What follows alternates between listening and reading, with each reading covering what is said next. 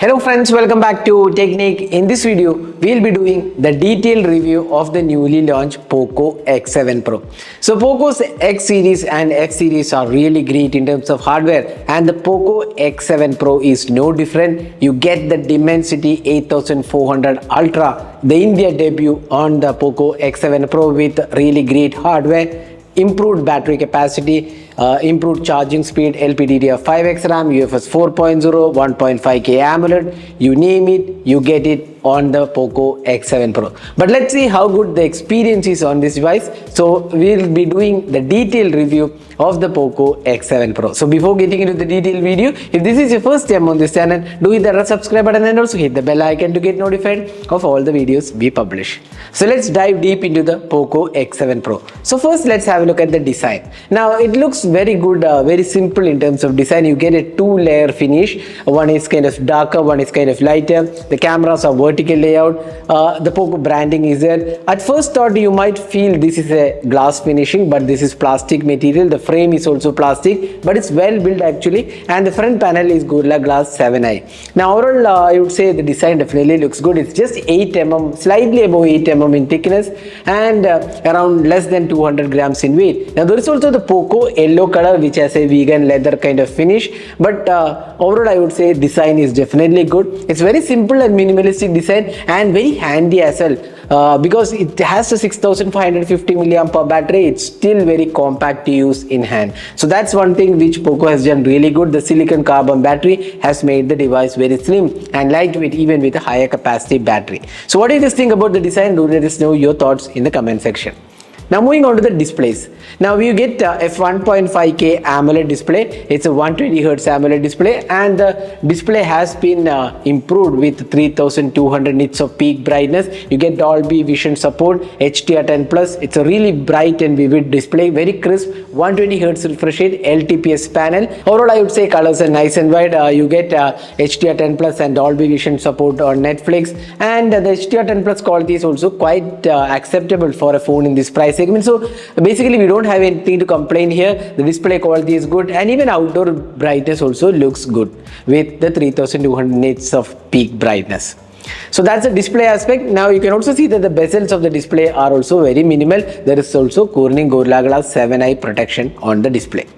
Let's move on to the software. Now this device is the first device in India with a HyperOS 2.0, and it also comes with Android 15, something which the Redmi Note 14 Pro Plus 5G didn't have. Now HyperOS 2.0 is very smooth, and you do get really great options out there. There are some improvements in terms of animation. It's very smooth in terms of animation. There are plenty of options are available. There are plenty of AI tools, including AI eraser, then AI image expansion, AI note taking, all those things. AI has been improved, and there are plenty of options. What you see on the Xiaomi's HyperOS is included on the Poco X7 Pro as well. So software experience is good, a very smooth experience overall. But one thing what you notice is that even though the smooth experience and great animation, there are plenty of bloatwares included. But a good thing is that you can uninstall the bloatwares. So once you get hold of the device, just uninstall all the bloatwares. You will get a very clean UI. It's very responsive, and it's kind of flagship like experience with the HyperOS 2.0. So the animations are fast, the touch response is really good, and overall the feedback you get from the UI experience is amazing. And you get 3 years of Android updates and 4 years of security patches, and it is actually out of the box Android 15, which is once again very good.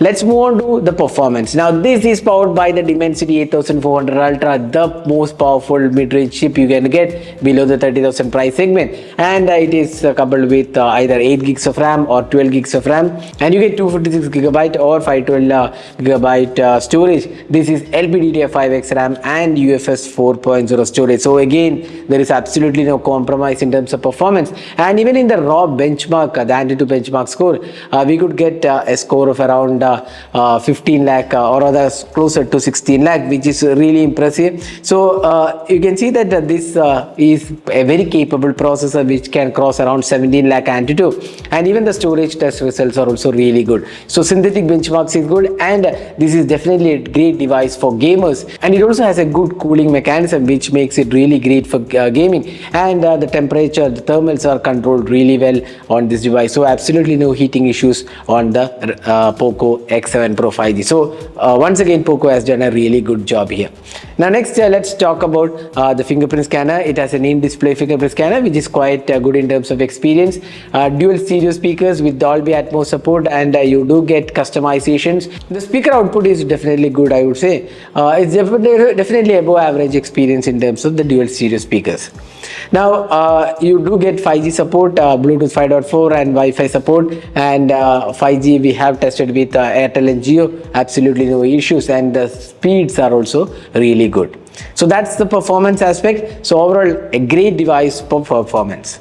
Let's move on to the cameras. Now you do get a 50 megapixel Sony Light 600 sensor, f1.59 aperture, very large aperture, and a secondary 8 megapixel ultra wide, and a 20 megapixel upgraded selfie camera. Now we have done the detailed camera review of this device, so you can check out that video. But if you want to summarize, the cameras are kind of, I would say, very much average experience. The primary camera does quite good job in terms of daylight conditions and low light, but selfies were very average, I would say. The skin tones were not that great. Even the portraits, the skin tones were not that great. 8 megapixel ultra wide, passable experience. 4K 60 fps is supported, which is again good, but then there is no 4K for selfie camera nor for the ultra wide angle camera. The primary camera has 4K 60 fps. So as a whole, I would say the cameras are kind of okayish.